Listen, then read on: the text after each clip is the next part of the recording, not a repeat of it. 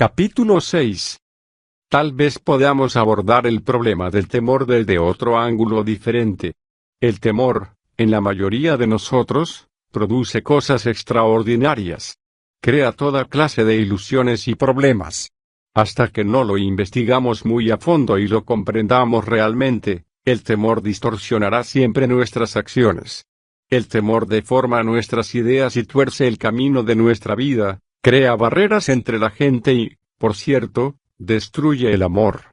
Por lo tanto, cuanto más investiguemos el temor, cuanto más lo comprendamos y nos liberemos realmente de él, mayor será nuestro contacto con todo lo que nos rodea.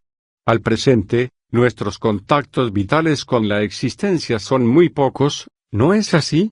Pero si podemos librarnos del temor tendremos contactos amplios, comprensión profunda, verdadera simpatía, consideración afectuosa y la extensión de nuestro horizonte será muy grande. Veamos, pues, si podemos considerar el temor desde un punto de vista diferente. Me pregunto si han advertido que casi todos deseamos alguna clase de seguridad psicológica. Queremos seguridad, alguien en quien apoyarnos. Como un niño pequeño se toma la mano de su madre, así queremos algo a lo cual aferramos, queremos que alguien nos ame. Sin una sensación de seguridad, sin una garantía mental, nos sentimos perdidos, ¿no es así? Estamos acostumbrados a apoyarnos en otros, a esperar que otros nos guíen, nos ayuden, y sin esta sustentación estamos confundidos, atemorizados, no sabemos qué pensar, cómo actuar. En el momento en que quedamos abandonados a nosotros mismos, nos sentimos solos, inseguros, perplejos. De esto surge el temor, ¿no es cierto? Entonces, queremos algo que nos dé sensación de seguridad, y para ello tenemos defensas de muchas clases diferentes. Tenemos protecciones tanto internas como externas. Cuando cerramos las ventanas y las puertas de nuestra casa y permanecernos dentro, nos sentimos seguros, a salvo, sentimos que no nos molestan. Pero la vida no es eso.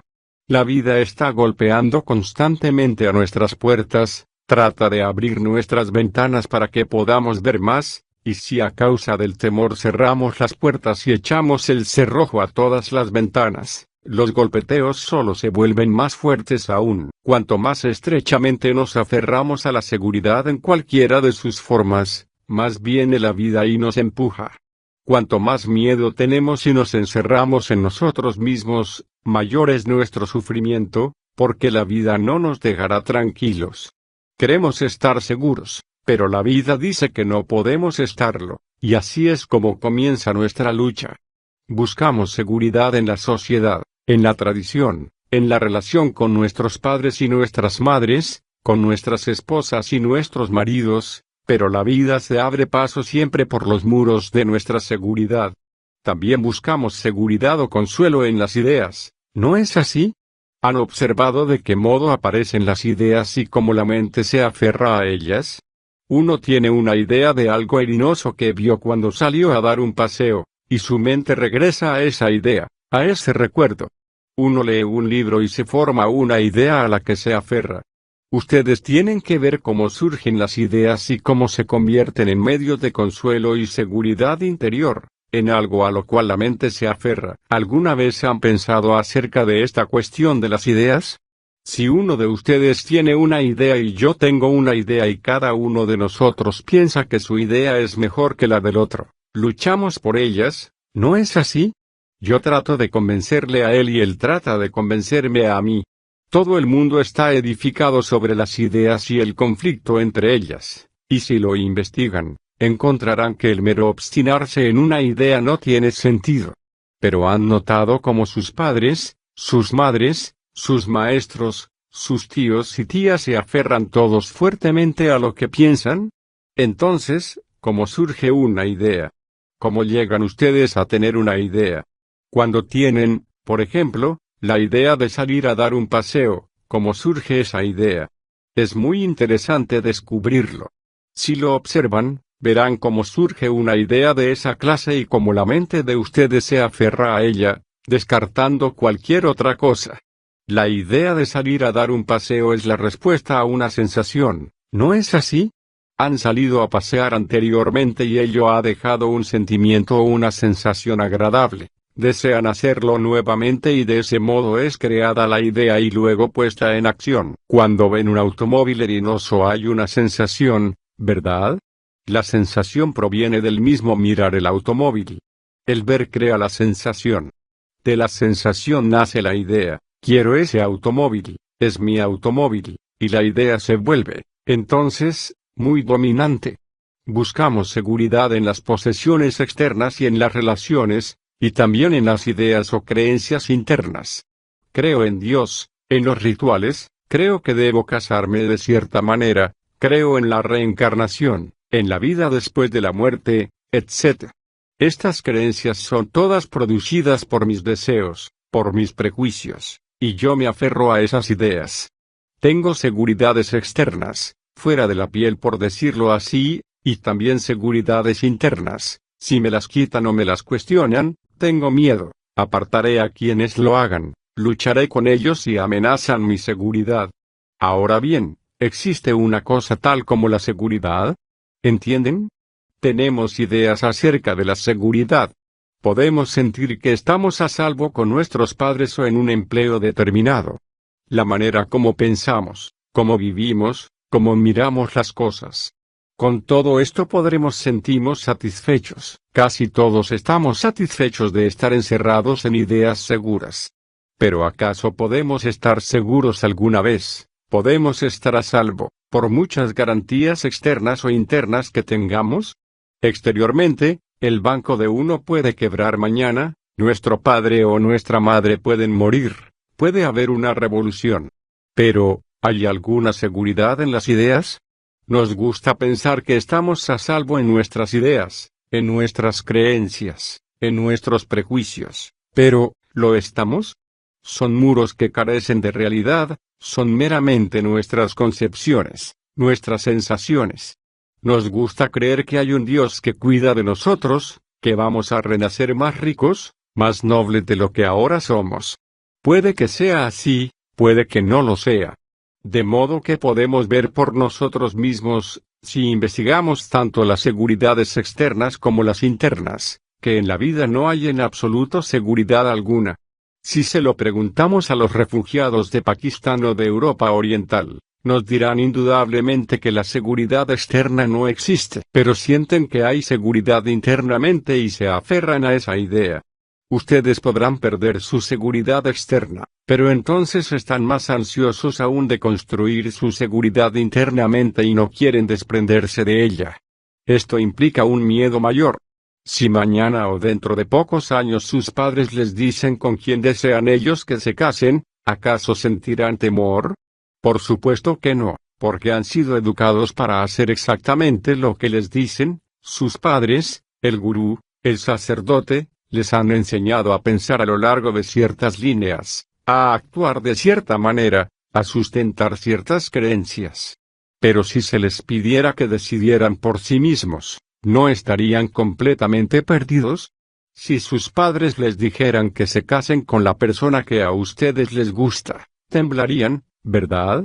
Habiendo sido condicionados totalmente por la tradición, por los temores, no quieren que se les deje decidir las cosas por sí mismos. Hay peligro en que a uno le dejen solo, y ustedes nunca quieren que les dejen solos. Nunca quieren resolver nada por sí mismos, nunca quieren salir a dar un paseo a solas. Todos quieren estar haciendo algo, como hormigas activas. Temen considerar solos algún problema, afrontar solos algunas de las exigencias de la vida, y estando atemorizados hacen cosas caóticas y absurdas. Como un hombre con una escudilla de mendigo, aceptan irreflexivamente cualquier cosa que les ofrecen. Viendo todo esto, una persona verdaderamente reflexiva empieza a liberarse de toda clase de seguridad, interna o externa. Esto es extremadamente difícil porque significa que uno se queda solo en el sentido de que no depende de nadie. En el momento en que uno depende, hay temor, y donde hay temor no hay amor. Cuando ustedes aman, no se sienten solos. El sentimiento de soledad surge únicamente cuando nos atemoriza estar solos y no sabemos qué hacer. Cuando estamos controlados por ideas, aislados por creencias, entonces el temor es inevitable, y cuando estamos atemorizados, nos cegamos completamente. Por lo tanto, los maestros y los padres han de resolver juntos este problema del temor. Pero desgraciadamente, los padres de ustedes tienen miedo de lo que sus hijos podrían hacer si no se casaran o si no consiguieran un empleo. Tienen miedo de que se equivoquen o de lo que podría decir la gente, y a causa de este miedo quieren que ustedes hagan ciertas cosas. El miedo que sienten se encubre bajo lo que ellos llaman amor. Desean protegerles, por lo tanto, ustedes deben hacer esto o aquello. Pero si uno pasa detrás del muro de sus así llamados afecto y consideración, encontrará que hay temor por la seguridad y respetabilidad de ustedes, y ustedes también están atemorizados porque han dependido durante tanto tiempo de otras personas. Por eso es muy importante que, desde la más tierna edad, empiecen a cuestionar y a eliminar estos sentimientos de temor, a fin de que no queden aislados por ellos ni encerrados en ideas, tradiciones, hábitos, sino que sean seres humanos libres con vitalidad creativa. Interlocutor, ¿por qué, aun cuando sabemos que Dios nos protege, tenemos miedo? K. Eso es lo que te han dicho tu padre, tu madre, tu hermano mayor, te han dicho que Dios te protege, es una idea a la cual te aferras. Sin embargo, sigue habiendo miedo. Aunque tengas esta idea, este pensamiento, este sentimiento de que Dios te protege, el hecho es que tienes miedo. La cosa real es tu miedo, no la idea de que vas a ser protegido por Dios porque tus padres y tu tradición te aseguren que lo serás. Ahora bien, ¿qué es lo que sucede realmente? ¿Estás siendo protegido? Mira los millones de personas que no están protegidas, que se están muriendo de hambre.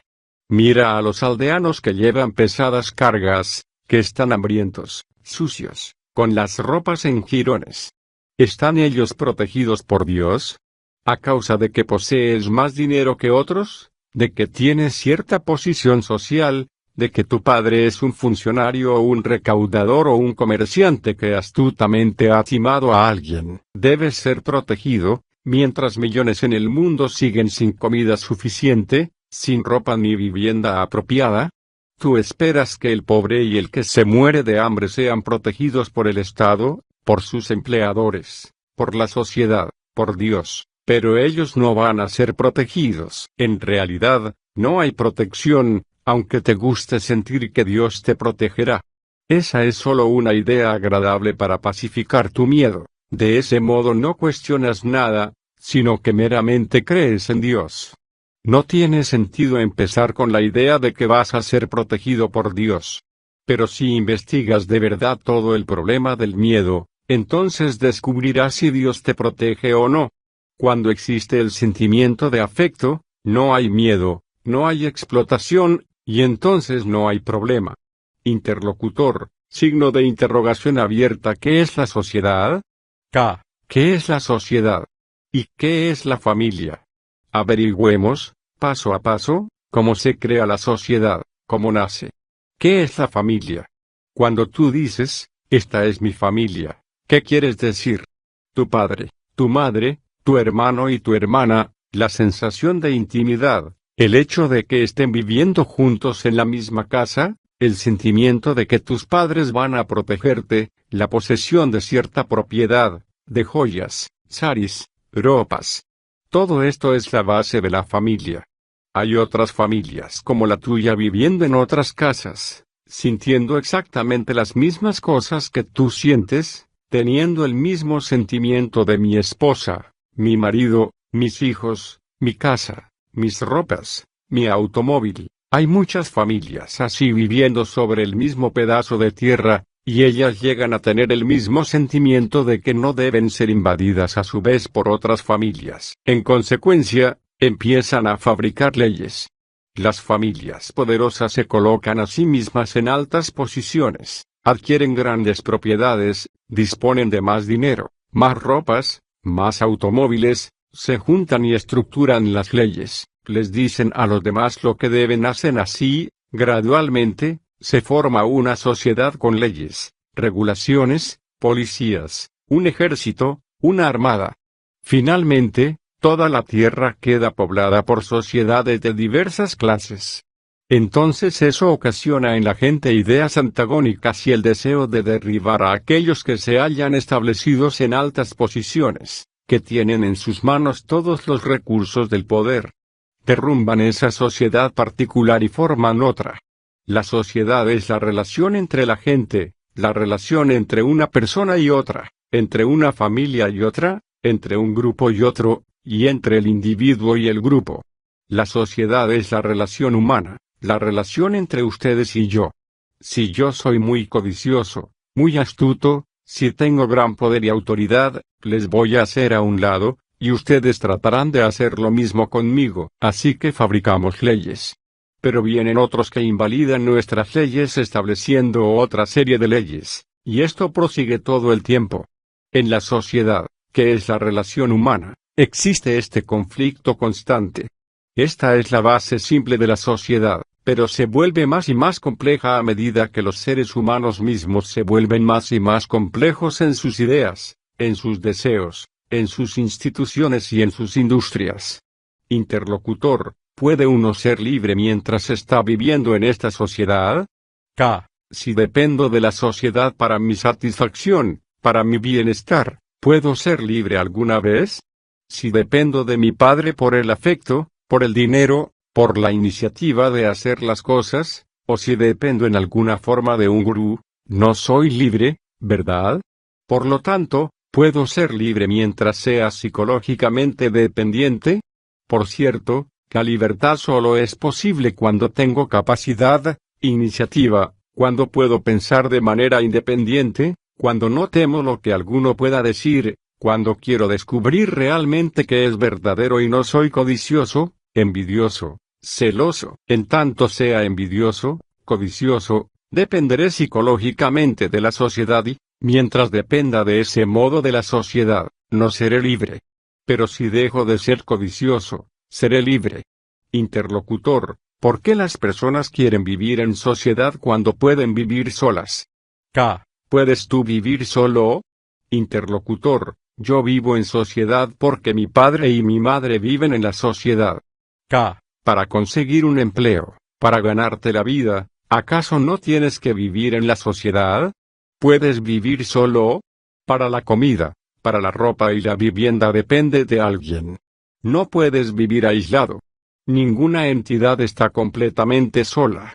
Únicamente en la muerte estás solo. Mientras vives estás siempre relacionado con tu padre, con tu hermano, con el mendigo, con el hombre que repara la calle, con el comerciante, con el recaudador. Siempre estás relacionado, y a causa de que no comprendes esta relación, hay conflicto. Pero si comprendes la relación entre tú mismo y otro, no hay conflicto y entonces no surge la cuestión de vivir solo. Interlocutor, puesto que siempre estamos relacionados con otros, signo de interrogación abierta, ¿no es verdad que nunca podemos ser absolutamente libres? K. No comprendemos qué es la relación, la verdadera relación.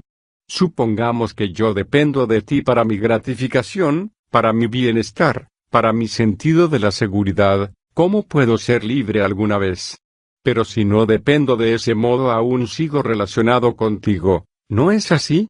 Dependo de ti para alguna clase de solaz emocional, físico o intelectual, por lo tanto, no soy libre. Me apego a mis padres porque necesito alguna clase de seguridad, lo cual implica que mi relación con ellos es de dependencia y está basada en el temor. ¿Cómo puede haber, entonces, relación alguna que sea libre? Solo hay libertad en la relación cuando no hay temor. Por lo tanto, para tener una verdadera relación debo empezar a liberarme de esta dependencia psicológica que engendra temor. Interlocutor, ¿cómo podemos ser libres cuando nuestros padres dependen de nosotros en su ancianidad? K. A causa de que son viejos, dependen de ti para que les mantengas. ¿Qué sucede entonces? Esperan que ganes dinero suficiente como para vestirles y alimentarles, y si lo que deseas es ser un carpintero o un artista, aun cuando tal vez no ganes nada de dinero, tus padres te dirán que no debes hacer eso porque tienes que mantenerles a ellos. Solo piensa en esto. No digo que sea bueno o malo. Al decir que es bueno o malo ponemos fin al pensar. El requerimiento de tus padres de que debes ser el sostén de ellos te impide vivir tu propia vida, y que quieras vivir tu propia vida se considera egoísta. De este modo, te conviertes en el esclavo de tus padres. Uno podría decir que el Estado debería cuidar a los ancianos mediante pensiones a la vejez y varios otros sistemas de seguridad. Pero en un país donde hay superpoblación, insuficiencia de ingresos nacionales, falta de productividad y demás, el Estado no puede proteger a las personas ancianas. De modo que los padres de avanzada edad dependen de los jóvenes, y los jóvenes encajan siempre en el surco de la tradición y son destruidos. Pero este no es un problema para ser discutido por mí. Todos ustedes tienen que considerarlo y resolverlo. Naturalmente, dentro de límites razonables, yo deseo mantener a mis padres. Pero supongamos que anhelo hacer algo que rinde muy poco. Supongamos que quiero convertirme en una persona religiosa y consagrar mi vida a descubrir qué es Dios, qué es la verdad. Ese modo de vida puede no aportarme ningún dinero y si lo sigo quizá deba abandonar a mi familia, lo cual implica que probablemente morirán de hambre como millones de personas. ¿Qué he de hacer? En tanto tenga miedo de lo que dirá la gente que no soy un hijo cumplidor, que soy un hijo indigno, jamás seré un ser humano creativo. Para ser un hombre creativo, dichoso, debo tener muchísima iniciativa. Interlocutor, ¿sería bueno de nuestra parte permitir que nuestros padres murieran de hambre? K. No lo estás planteando correctamente. Supongamos que de verdad quiero ser un artista, un pintor, y sé que la pintura va a rendirme muy poco dinero. ¿Qué he de hacer? ¿Sacrificar mi profundo impulso de pintar y convertirme en un oficinista? Eso es lo que generalmente sucede, ¿verdad? Me convierto en oficinista y por el resto de mi vida vivo en un gran conflicto. Soy un desdichado, y a causa de que sufro, de que me siento frustrado, hago la vida desdichada para mi esposa y mis hijos. Pero si, como joven artista, veo la significación de todo esto, digo a mis padres, quiero pintar y les daré lo que pueda de lo poco que tenga, eso es todo cuanto puedo hacer. Ustedes han formulado preguntas y yo las he contestado. Pero si no reflexionan realmente acerca de estas cuestiones, si no las investigan por sí mismos más y más profundamente y las abordan desde distintos ángulos, si no las consideran de diferentes maneras, entonces solo dirán, esto es bueno y aquello es malo, esto es mi deber y eso no lo es, esto es verdadero y eso es erróneo, lo cual no les llevará muy lejos. Mientras que si ustedes y yo consideramos juntos todas estas cuestiones, y con sus padres y maestros las discuten, las investigan, entonces la inteligencia de ustedes se despertará, y cuando estos problemas surjan en su vida cotidiana serán capaces de afrontarlos, pero no lo serán si aceptan meramente lo que estoy diciendo. Mis respuestas a sus preguntas tienen solo el propósito de despertar la inteligencia de ustedes a fin de que consideren cuidadosamente estos problemas por sí mismos y de ese modo sean capaces de encarar la vida correctamente. Capítulo 7. Sé que he estado hablando acerca del temor, y es muy importante para nosotros que estemos conscientes del temor, que nos percatemos de él. ¿Saben ustedes cómo nace el temor? En todo el mundo podemos ver que la gente está pervertida por el temor, deformada en sus ideas, en sus sentimientos y sus actividades. Por lo tanto debemos investigar el problema del temor desde todos los ángulos posibles, no solo desde el punto de vista económico y moral de la sociedad, sino también desde el punto de vista de nuestras luchas psicológicas, internas. Como he dicho, el temor por nuestra seguridad externa e interna deforma la mente y distorsiona nuestro pensar. Espero que hayan reflexionado un poco acerca de esto, porque cuanto más claramente consideren y vean la verdad de ello, más libres estarán de toda dependencia. Los adultos no han producido una sociedad maravillosa. Los padres, los ministros, los maestros, los gobernantes, los sacerdotes no han creado un mundo bello. Por el contrario, han creado un mundo terrible, brutal, en el que todos están peleando con alguien, en el que un grupo está contra otro grupo, una nación contra otra, una ideología o conjunto de creencias contra otra ideología o conjunto de creencias. El mundo en el que van a crecer es un mundo feo, un mundo deplorable, donde los mayores tratan de sofocarles con sus propias creencias, sus ideas, su perversidad, y si ustedes van a seguir meramente el deplorable patrón de los mayores que han producido esta sociedad monstruosa, ¿cuál es el sentido de que se les eduque? ¿Cuál es, en absoluto, el sentido de vivir? Si miran a su alrededor, verán que en todo el mundo hay una espantosa destrucción y desdicha humana. Pueden leer sobre las guerras en la historia, pero no conocen su realidad, de qué modo las ciudades son destruidas por completo, como la bomba de hidrógeno, arrojada sobre una isla, causa la total desaparición de la isla, como los barcos son bombardeados y se esfuman en el aire. Hay una destrucción espantosa a causa del llamado progreso, y es en este mundo donde ustedes van a crecer. Podrán pasarlo bien, dichosamente mientras son jóvenes, pero cuando se vuelvan adultos, a menos que estén muy alerta, atentos a sus pensamientos, a sus sentimientos, perpetuarán este mundo de batallas, de ambiciones despiadadas, un mundo donde cada uno está compitiendo con otro, donde hay miseria, inanición, superpoblación y enfermedad. Así, mientras son jóvenes, no es importante que sean ayudados por la clase correcta de maestro, para que reflexionen sobre todas estas cosas, y no que se les enseñe meramente a aprobar algunos opacos exámenes. La vida es dolor, muerte, amor, odio, crueldad, enfermedad, inanición, y tienen que empezar a considerar todos estos hechos. Por eso siento que es bueno que ustedes y yo investiguemos estos problemas juntos, de modo que se les despierte la inteligencia y empiecen a tener una percepción real de todo esto. Entonces no madurarán solamente para que les casen y para convertirse en un irreflexivo oficinista o en una máquina de engendrar hijos, perdiéndose en ese perverso patrón de vida, como las aguas se pierden en la arena. Una de las causas del temor es la ambición, ¿no es así? ¿Acaso no son todos ambiciosos? ¿Cuál es la ambición de ustedes? ¿Aprobar algún examen? ¿Convertirse en gobernador? O, si son muy jóvenes, tal vez quieran ser maquinistas, manejar locomotoras a través del puente. ¿Pero por qué son ambiciosos? ¿Qué es lo que eso significa? ¿Han pensado alguna vez al respecto? ¿Han notado lo ambiciosas que son las personas mayores? En su propia familia, ¿no han escuchado a su padre o a su tío hablar de ganar un sueldo mayor o de ocupar alguna posición prominente? En nuestra sociedad ya he explicado qué es nuestra sociedad. Todos están haciendo esto, tratando de llegar a la cima. Todos quieren llegar a ser alguien, ¿verdad? El amanuense quiere llegar a gerente, el gerente quiere llegar a algo más grande y así sucesivamente, la continua puja por llegar a ser.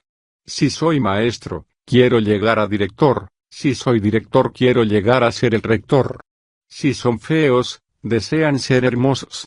O desean tener más dinero, más saris, más ropa, más muebles, casas, propiedades, más y más, no solo exteriormente sino también internamente, en el así llamado sentido espiritual. ¿Quieren ustedes llegar a ser alguien, aunque puedan ocultar esa ambición bajo un montón de palabras? ¿No han advertido esto? Y piensan que todo eso está perfectamente bien, ¿no es así? Piensan que es perfectamente normal, justificable, correcto. Ahora bien, ¿qué es lo que la ambición ha hecho en el mundo? Muy pocos de nosotros hemos pensado alguna vez en eso. Cuando ustedes ven a un hombre luchando por sacar ventaja, por alcanzar y adelantarse a algún otro, ¿alguna vez se han preguntado qué hay en su corazón? Si miraran en su propio corazón cuando son ambiciosos, cuando están bregando por llegar a ser alguien, espiritualmente o en el sentido mundano, encontrarían allí el gusano del miedo. El hombre ambicioso es el más temeroso de los hombres, porque tiene miedo de ser lo que es. Dice, si permanezco siendo lo que soy, no seré nadie, por lo tanto, tengo que ser alguien, tengo que convertirme en magistrado, en juez, en ministro. Si examinan muy atentamente este proceso, si ven detrás de la pantalla de las palabras y las ideas, si van más allá del muro de la posición social y del éxito, encontrarán que hay miedo, porque el hombre ambicioso teme ser lo que es. Piensa que en sí mismo es insignificante, pobre, feo, se siente solo, totalmente vacío, por lo tanto, dice, tengo que ir y obtener algo más. De modo que, o bien va detrás de lo que llama Dios, que es solamente otra forma de ambición, o trata de llegar a ser alguien en el mundo. De esta manera encubre su soledad, su sentido de vacuidad interna, del cual está realmente atemorizado. Escapa de eso, y la ambición se vuelve el medio a través del cual puede escapar. Entonces, ¿qué es lo que está sucediendo verdaderamente en el mundo? Todos están luchando con alguien. Un hombre se siente inferior a otro, pugna por llegar bien arriba. No hay amor, no hay consideración, no hay un pensar profundo. Nuestra sociedad es una batalla constante del hombre contra el hombre. Esta lucha nace de la ambición por llegar a ser alguien, y los adultos los alientan a ustedes para que sean ambiciosos. Quieren que lleguen a ser algo importante, que se casen con una mujer rica o con un hombre rico, que tengan amigos influyentes. Estando atemorizados, siendo feos internamente, tratan de hacerles iguales a ellos, y ustedes, a su vez, desean ser como ellos, porque todo eso les atrae. Cuando llega el gobernador, todos se inclinan hasta el suelo para recibirle, le ofrecen guirnaldas, elaboran discursos.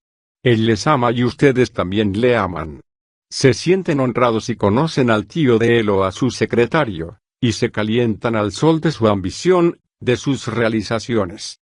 De ese modo quedan presos en la perversa telaraña de la generación más vieja, en el patrón de esta sociedad monstruosa. Solamente si están muy alerta, constantemente vigilantes y no temen ni aceptan sino que cuestionan todo el tiempo, solo entonces no estarán presos sino que irán más allá de esto y crearán un mundo diferente. Por eso es muy importante que descubran su verdadera vocación. ¿Saben qué significa vocación? Algo que les gusta hacer, que aman y que es natural para ustedes. Después de todo, ese es el sentido de la educación, ayudarles a que crezcan independientemente, de modo que estén libres de ambiciones y puedan descubrir su verdadera vocación. El hombre ambicioso jamás ha descubierto su verdadera vocación, si lo hubiera hecho, no sería ambicioso.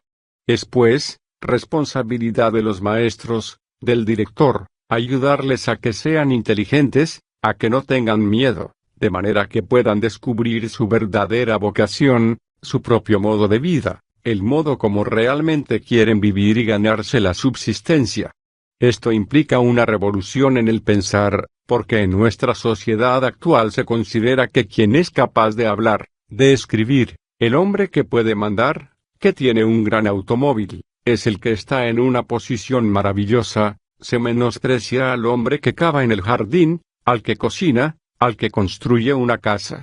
¿Se percatan ustedes de sus propios sentimientos cuando miran a un albañil, al hombre que repara la carretera, al que conduce un taxi o tira de una carreta? ¿Han advertido cómo le miran con absoluto desdén? Para ustedes apenas si existe, hacen caso omiso de él. Pero cuando un hombre tiene un título de alguna clase, o es un banquero, un comerciante, un gurú o un ministro, inmediatamente le respetan.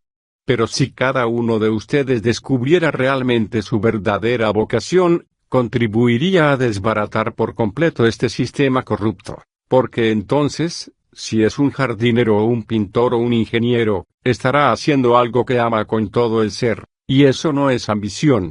Hacer algo maravillosamente bien, hacerlo de manera completa, genuina, conforme a lo que uno piensa y siente profundamente, eso no es ambición y en eso no hay temor alguno.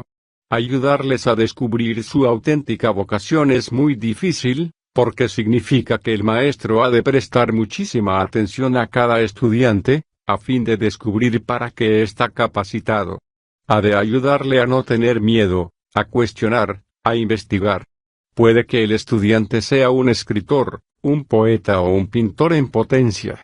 Cualquier cosa que sea, si realmente ama lo que hace, no es ambicioso, porque en el amor no hay ambición. No es, entonces, esencial que, mientras son jóvenes, se les ayude a despertar su propia inteligencia, para que de ese modo puedan encontrar su vocación auténtica? Entonces amarán lo que hacen, lo amarán a lo largo de toda la vida, lo cual implica que no habrá ambición ni competencia, que no pelearán con otro por la posición, por el prestigio, y entonces quizás sean capaces de crear un mundo nuevo. En ese mundo nuevo dejarán de existir todas las cosas abominables de la vieja generación, sus guerras, su perversidad, sus dioses separativos, sus rituales que no significan absolutamente nada, sus gobiernos soberanos, su violencia. Por eso, la responsabilidad de los maestros y de los estudiantes es muy grande. Interlocutor, si alguien tiene la ambición de ser un ingeniero, ¿no significa eso que le interesa la ingeniería? K. ¿Dirías que estar interesado en algo es ambición? Podemos dar a esa palabra ambición diversos significados. Para mí, la ambición es consecuencia del temor. Pero si yo soy un chico y estoy interesado en ser ingeniero porque quiero construir estructuras maravillosas, magníficos sistemas de irrigación, espléndidos caminos, significa que amo la ingeniería, y eso no es ambición. En el amor no existe el miedo. Por lo tanto, la ambición y el interés son dos cosas diferentes, ¿no es así? Si estoy realmente interesado en pintar, si amo la pintura, no compito para ser el mejor o el más famoso de los pintores. Solo amo la pintura. Tú puedes ser mejor pintor que yo, pero no me comparo contigo. Cuando pinto, amo lo que estoy haciendo y para mí eso es suficiente en sí mismo. Interlocutor, ¿cuál es la manera más fácil de encontrar a Dios? K. Me temo que no hay una manera fácil, porque encontrar a Dios es una cosa de lo más difícil y ardua. Lo que llamamos Dios, ¿no es acaso algo creado por la mente? Ustedes saben lo que es la mente. La mente es el resultado del tiempo y puede crear cualquier cosa, cualquier ilusión. Tiene el poder de crear ideas, de protegerse con fantasías, con la imaginación, está constantemente acumulando, descartando, eligiendo. Siendo estrecha, limitada, estando llena de prejuicios, la mente puede representarse a Dios, puede imaginar de acuerdo con sus propias limitaciones, lo que Dios es, a causa de que ciertos instructores, sacerdotes y los así llamados salvadores han dicho que Dios existe y lo han descrito, la mente puede imaginar a Dios en esos términos, pero tal imagen no es Dios. Dios es algo que no puede ser encontrado por la mente. Para comprender a Dios tenemos que comprender primero nuestra propia mente, lo cual es muy difícil. La mente es muy compleja y no es fácil comprenderla. Pero es bastante fácil sentarse y entrar en alguna clase de ensoñación, tener distintas visiones, ilusiones y pensar que estamos muy cerca de Dios.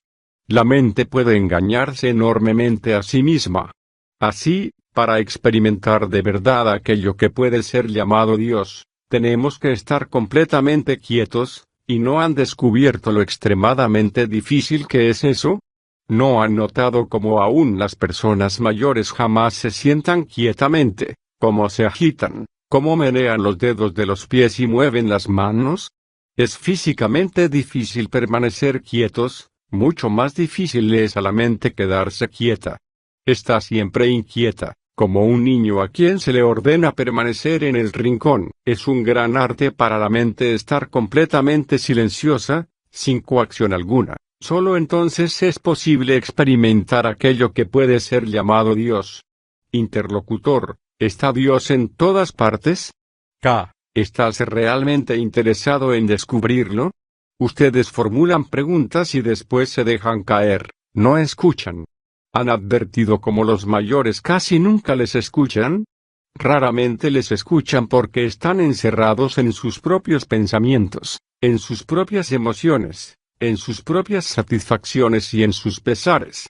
Espero que hayan advertido esto. Si saben cómo observar y cómo escuchar de verdad, descubrirán muchísimas cosas, no solo con respecto a la gente sino con respecto al mundo. Aquí está este niño preguntando si Dios se encuentra en todas partes. Es más bien joven para formular esa pregunta. Él no sabe lo que eso significa en realidad. Probablemente tiene un vago indicio de algo, el sentimiento de la belleza, una percepción de los pájaros en el cielo, de las aguas que fluyen, de un rostro hermoso, sonriente, de una hoja bailando en el viento, de una mujer llevando una carga pesada. Y hay ira, ruido, dolor, todo eso está en el aire. De modo que se halla naturalmente interesado y ansioso por descubrir qué es la vida en todas partes. Oye hablar de Dios a las personas mayores y se siente perplejo. Es muy importante para él formular semejante pregunta, ¿verdad? Y es igualmente importante para todos ustedes buscar la respuesta porque, como dije el otro día, comenzarán a captar el significado de todo esto internamente, inconscientemente, muy en el fondo. Y entonces, a medida que crezcan, tendrán insinuaciones de otras cosas además de este feo mundo de luchas. El mundo es bello, la tierra es generosa, pero nosotros somos sus expoliadores. Interlocutor, ¿cuál es el verdadero propósito de la vida? K. Es, en primer lugar, lo que tú haces de ella. Es lo que tú haces de la vida. Interlocutor, por lo que toca a la realidad, tiene que haber alguna otra cosa. Yo no estoy particularmente interesado en tener un propósito personal, pero quiero saber cuál es el propósito para todos. K. ¿Cómo lo descubrirás? ¿Quién te lo mostrará? ¿Puedes descubrirlo leyendo? Si lees, un autor puede darte un método particular, mientras que otro autor puede ofrecerte un método completamente distinto. Si acudes a un hombre que está sufriendo te dirá que el propósito de la vida es ser feliz. Si acudes a un hombre que se está muriendo de hambre, que por años no ha tenido comida suficiente, su propósito será tener el estómago lleno. Si acudes a un político, su propósito será convertirse en uno de los que dirigen, de los que gobiernan el mundo. Si le preguntas a una mujer joven, ella dirá, mi propósito es tener un bebé. Si acudes a un sannyasi su propósito es encontrar a Dios. El propósito, el deseo implícito de la gente es, por lo general, encontrar algo gratificante, confortador. Todos quieren alguna forma de seguridad, de garantía, de modo que no tengan dudas ni cuestionamientos, ni ansiedad ni temor. La mayoría de nosotros quiere algo permanente a lo cual aferrarse, ¿no es así? Por lo tanto, el propósito general para el hombre es alguna clase de esperanza, de seguridad, de permanencia. No digas, ¿eso es todo? Ese es el hecho inmediato, y primero tienes que estar plenamente familiarizado con eso. Tienes que cuestionar todo eso, lo cual implica que tienes que cuestionarte a ti mismo. El propósito general de la vida está incrustado en ti, porque eres parte de la totalidad. Tú mismo deseas seguridad, permanencia, felicidad, deseas algo a lo cual poder asirte. Ahora bien, para descubrir si hay alguna otra cosa más allá, alguna verdad que no es de la mente, es preciso terminar con todas las ilusiones que la mente crea, o sea, que tienes que comprenderlas y dejarlas de lado. Solo entonces podrás descubrir lo verdadero, si hay un propósito o no lo hay. Estipular que debe haber un propósito o creer que hay un propósito, es meramente otra ilusión. Pero si puedes cuestionar todos tus conflictos, tus luchas, tus pesares, tus vanidades, tus ambiciones, esperanzas y temores, examinar cuidadosamente todo eso e ir mucho más allá, entonces descubrirás. Interlocutor, si desarrollo influencias superiores, veré finalmente lo supremo. K. ¿Cómo puedes ver lo supremo en tanto haya muchas barreras entre tú y eso? En primer lugar, tienes que eliminar las barreras. No puedes sentarte en una habitación cerrada y saber cómo es el aire fresco. Para tener aire fresco debes abrir las ventanas. De igual modo, tienes que ver, comprender y descartar todas las barreras, todas las limitaciones y los condicionamientos que hay dentro de ti. Entonces descubrirás. Pero no tiene sentido que te sientes de este lado y trates de descubrir qué hay en el otro. Capítulo 8. Como ustedes saben, hemos estado hablando mucho acerca del temor, y lo hemos hecho porque es un factor muy poderoso en nuestras vidas. Hablemos ahora un rato acerca del amor. Descubramos si tras esta palabra y este sentimiento que para todos nosotros tanto significa existe también ese elemento peculiar de aprensión, de ansiedad, de esa cosa que los adultos conocen como soledad. ¿Saben qué es el amor? ¿Aman ustedes a su padre, a su madre, a su hermano, a su maestro, a su amigo? ¿Saben lo que significa amar? Cuando dicen que aman a sus padres, ¿qué significa eso? Se sienten seguros con ellos, se sienten confortables. Sus padres les protegen, les dan dinero, albergue, comida y ropa, y ustedes tienen con ellos una sensación de relación muy estrecha, ¿no es así? También sienten que pueden confiar en ellos o tal vez no lo sientan. Es probable que no hablen con ellos tan fácil y alegremente como lo hacen con sus propios amigos. Pero les respetan, son guiados por ellos, les obedecen, tienen cierto sentido de responsabilidad hacia sus padres, sienten que tendrán que mantenerles cuando ellos sean viejos. Ellos, a su vez, les aman, quieren protegerles, guiarlos, ayudarles, al menos así lo afirman. Desean unirles en matrimonio de modo que lleven una vida así llamada moral y estén libres de preocupaciones, que tengan un marido que las cuide o una esposa que cocine para ustedes y críe a sus hijos. A todo esto se lo llama amor, ¿no es así? No podemos decir inmediatamente qué es el amor, porque el amor no es fácil de explicar con palabras, no nos llega con facilidad. No obstante, sin amor, la vida es muy estéril. Sin amor, los árboles, los pájaros, la sonrisa de hombres y mujeres, el puente que atraviesa el río, los barqueros que navegan en él, los animales, no tienen ningún sentido. Sin amor, la vida es como un pozo poco profundo. En un río profundo hay riqueza y pueden vivir muchos peces, pero el pozo sin profundidad lo seca pronto el sol intenso y nada queda en él, excepto lodo y suciedad. Para la mayoría de nosotros, el amor es una cosa extraordinariamente difícil de comprender porque nuestras vidas son muy superficiales. Queremos que nos amen y también queremos amar, pero tras esa palabra hay un temor latente. ¿No es, entonces, muy importante para cada uno de nosotros descubrir qué es realmente esta cosa extraordinaria? Y solo podemos descubrirlo si nos damos cuenta de la manera como miramos a otros seres humanos, como miramos los árboles, los animales, a un extraño, al hombre hambriento. Debemos ser conscientes de la manera como miramos a nuestros amigos, a nuestro gurú, si es que tenemos uno, a nuestros padres. Cuando dicen, amo a mi padre y a mi madre, amo a mi tutor, a mi maestro, ¿qué es lo que eso significa? Cuando respetan tremendamente a determinadas personas y las tienen en gran estima, cuando sienten que el deber de ustedes es obedecerlas y ellas esperan, a su vez, que las obedezcan, ¿es amor eso? ¿Es aprensivo el amor?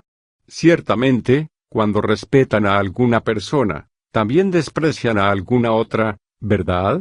¿Es amor eso? En el amor, ¿hay sentido alguno de respetar y despreciar? ¿Hay compulsión alguna de obedecer a otro? Cuando dicen que aman a alguien, ¿no dependen internamente de esa persona? Mientras son niños dependen naturalmente de su padre, de su madre, de su maestro, de su tutor. Necesitan que les cuiden, que les alimenten, que les vistan, que les den protección. Necesitan sentirse seguros, sentir que alguien se ocupa de ustedes. Pero ¿qué es lo que generalmente sucede? A medida que van creciendo, este sentimiento de dependencia continúa, ¿no es cierto? ¿No lo han notado en los adultos, en sus padres y sus maestros? ¿No han notado cómo dependen emocionalmente de sus esposas o de sus maridos, de sus hijos, de sus propios padres? Casi todas las personas, cuando llegan a adultas, siguen aferradas a alguien, continúan dependiendo. Si no tienen a alguien en quien apoyarse, alguien que les brinde una sensación de bienestar y seguridad, se sienten solos, ¿no es así? Se sienten perdidos. Esta dependencia respecto de otro es llamada amor, pero si lo observan muy atentamente, verán que la dependencia es miedo, que no es amor. Casi todos tienen miedo de permanecer solos, temen examinar las cosas por sí mismos, temen pensar profundamente, explorar y descubrir todo el significado de la vida. En consecuencia, dicen que aman a Dios, y dependen de lo que ellos llaman Dios, pero eso no es Dios, no es lo desconocido, es una cosa creada por la mente. Lo mismo hacemos con un ideal o una creencia. Yo creo en algo y me aferro a un ideal y eso me brinda un gran consuelo, pero quítenme el ideal, quítenme la creencia y estoy perdido. Con un gurú pasa lo mismo, dependo porque quiero recibir, por lo tanto, está ahí la aflicción del temor. Es igual cuando ustedes dependen de sus padres o maestros. Es natural y correcto que deban hacerlo así cuando son jóvenes, pero si siguen dependiendo cuando han llegado a la madurez, eso les tomará incapaces de pensar, de ser libres. Donde hay dependencia hay temor, y donde hay temor hay autoridad, no hay amor. Cuando sus padres les dicen que deben obedecer, que deben seguir ciertas tradiciones, que deben tomar solamente un determinado empleo o hacer solo un tipo particular de trabajo, en todo eso no hay amor. Y no hay amor en nuestro corazón cuando dependemos de la sociedad, en el sentido de que aceptamos la estructura de la sociedad tal como es, sin cuestionarla. Las personas ambiciosas, hombres y mujeres, no saben qué es el amor, y estamos dominados por las personas ambiciosas. Por eso no hay felicidad en el mundo y por eso es muy importante que ustedes, a medida que crecen, lo vean y comprendan todo esto y averigüen por sí mismos si es posible descubrir qué es el amor. Podrán tener una buena posición, una casa muy hermosa, un maravilloso jardín, muchas ropas, podrán llegar a ser un primer ministro, pero sin amor, ninguna de estas cosas tiene sentido. Tienen, pues, que empezar a descubrir ahora, no esperar hasta que sean viejos, porque entonces no lo descubrirán qué es lo que realmente sienten en la relación con sus padres, con sus maestros, con el gurú. No pueden aceptar meramente la palabra amor o cualquier otra palabra, sino que han de ir detrás del significado de las palabras para ver cuál es la realidad, siendo la realidad lo que ustedes sienten de hecho, no lo que suponen que sienten. Si se sienten realmente celosos, o furiosos, el decir, no debo estar celoso, no debo estar furioso, es meramente un deseo, carece de realidad. Lo que importa es que vean muy sinceramente y con mucha claridad y exactitud lo que están sintiendo en ese momento, y no introduzcan en ello el ideal de cómo deberían sentir o de lo que sentirán en alguna fecha futura. De ese modo podrán hacer algo al respecto. Pero decir, debo amar a mis padres, debo amar a mis maestros, no tiene sentido, ¿verdad? Porque sus verdaderos sentimientos son por completo diferentes y esas palabras se vuelven una pantalla detrás de la cual se ocultan. No es, por lo tanto, condición de la inteligencia mirar más allá del significado aceptado de las palabras. Palabras como deber, responsabilidad, Dios, amor han adquirido un significado tradicional, pero una persona inteligente, verdaderamente educada, mira más allá del significado tradicional de tales palabras. Por ejemplo, si alguien les dijera que no cree en Dios, ustedes se escandalizarían, ¿no es así? Dirían, por Dios, qué espantoso, porque ustedes creen en Dios, al menos así lo piensan. Pero la creencia y la no creencia significan muy poco.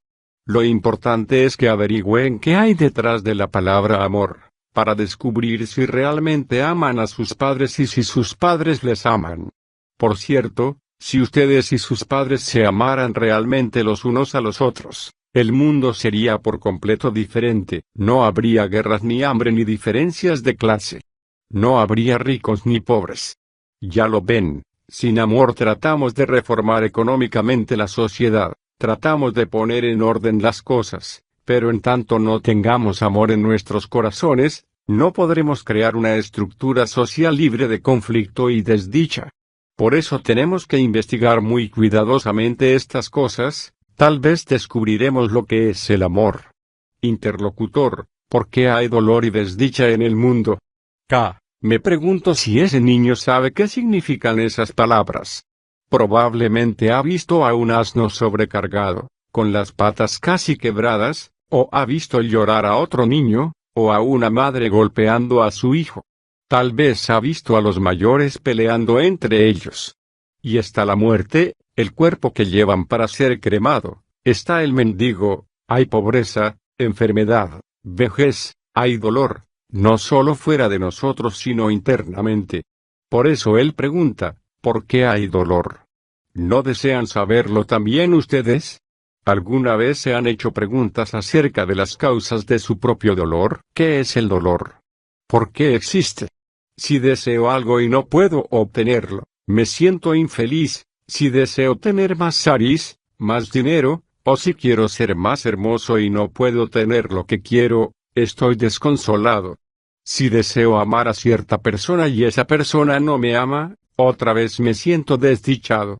Muere mi padre y experimento un gran dolor. ¿Por qué? ¿Por qué nos sentimos desdichados cuando no podemos tener lo que deseamos? ¿Por qué debemos tener necesariamente lo que deseamos? Pensamos que es nuestro derecho, ¿no es cierto? Pero nos preguntamos alguna vez por qué debemos tener lo que deseamos, cuando millones no tienen ni siquiera lo que necesitan. Además, ¿por qué lo deseamos? Está nuestra necesidad de alimento, ropa y albergue, pero no nos satisfacemos con eso, deseamos mucho más. Deseamos el éxito, que se nos respete, que se nos ame, que se nos estime, queremos tener poder, queremos ser poetas, santos, oradores famosos, primeros ministros, presidentes. ¿Por qué? ¿Lo han examinado alguna vez? ¿Por qué queremos todo esto? No es que debamos estar satisfechos con lo que somos, no quiero decir eso. Sería torpe, tonto. Pero ¿por qué este anhelo constante de más y más y más? El anhelo indica que estamos insatisfechos, descontentos, pero, ¿con qué? ¿Con lo que somos? ¿Soy esto? No me gusta y quiero ser eso otro. Pienso que me veré mucho más hermoso con una nueva chaqueta o que me veré más bella con un nuevo sari, de modo que lo deseo. Esto significa que estoy insatisfecho con lo que soy y pienso que puedo escapar de mi descontento adquiriendo más ropa, más poder, etc. Pero la insatisfacción sigue ahí, ¿verdad? Solo la he tapado con ropas, con poder, con automóviles. Tenemos, pues, que comprender lo que somos. No tiene sentido que nos cubramos meramente de posesiones, de poder y posición, porque seguiremos siendo infelices. Viendo esto, la persona desdichada, la persona que sufre, no huye en busca de gurúes, no esconde su dolor tras las posesiones, tras el poder, por el contrario, quiere saber qué hay detrás de su dolor. Si ustedes van y miran detrás de su propio dolor apóstrofe encontrarán que son muy insignificantes, vacíos, limitados, y que están luchando por lograr cosas, por llegar a ser. Esta lucha misma por lograr, por llegar a ser algo, es la causa del dolor. Pero si comienzan a comprender lo que son realmente y lo investigan cada vez a mayor profundidad, descubrirán que ocurre algo por completo diferente. Interlocutor, si un hombre se está muriendo de hambre y yo siento que puedo ayudarle, signo de interrogación abierta, ¿es ambición esto es amor? K. Todo depende del motivo por el cual le ayudes. Afirmando que es para ayudar al hombre pobre, el político se instala en Nueva Delhi, vive en una gran casa y alardea de sí mismo. ¿Es eso amor? ¿Comprendes? ¿Es eso amor? Interlocutor, si yo alivio su hambre mediante mi ayuda, ¿no es amor eso? K. Él se está muriendo de hambre y le ayudas con comida. ¿Es amor eso? ¿Por qué deseas ayudarle? ¿Acaso no tienes ningún otro motivo, ningún otro incentivo que el deseo de ayudarle? ¿No sacas ningún beneficio de eso?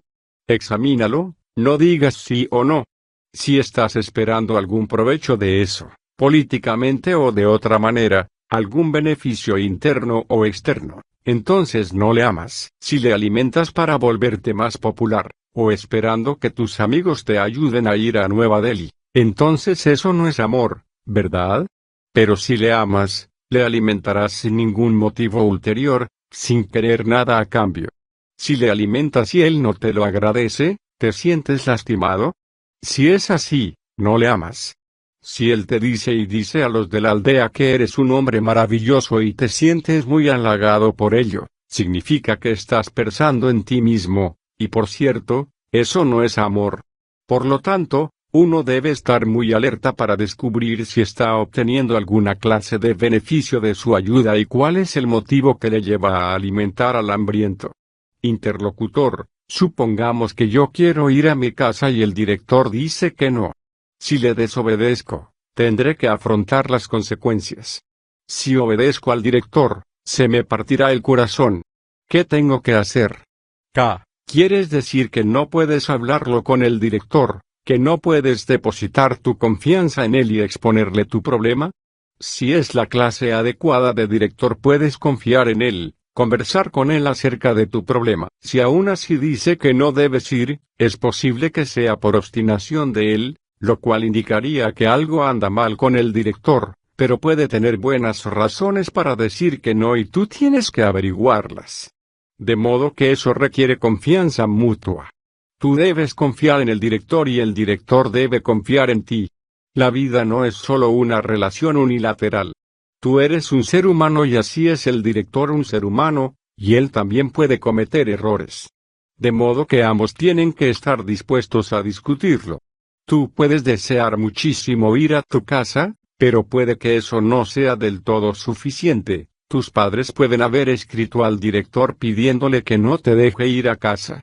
Tiene que haber una indagación mutua, ¿no es así?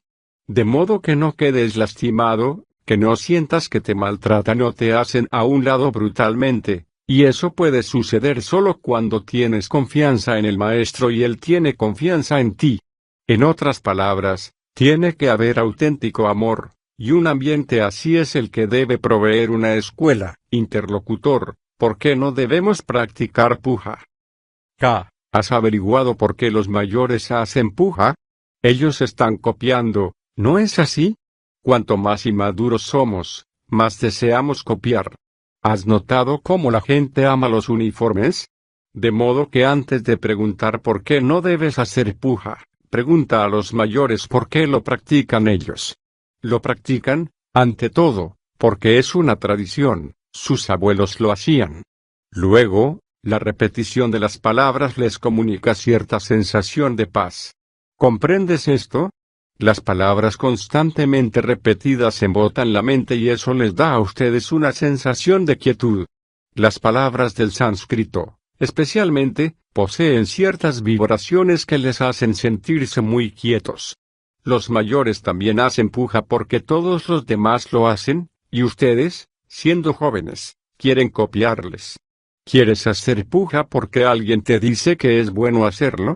¿Quieres hacerlo porque encuentras un efecto hipnótico agradable al repetir ciertas palabras? Antes de hacer nada, no deberías descubrir por qué quieres hacerlo, aun cuando millones de personas crean en la puja. ¿No deberías usar tu propia mente para descubrir el verdadero significado que tiene?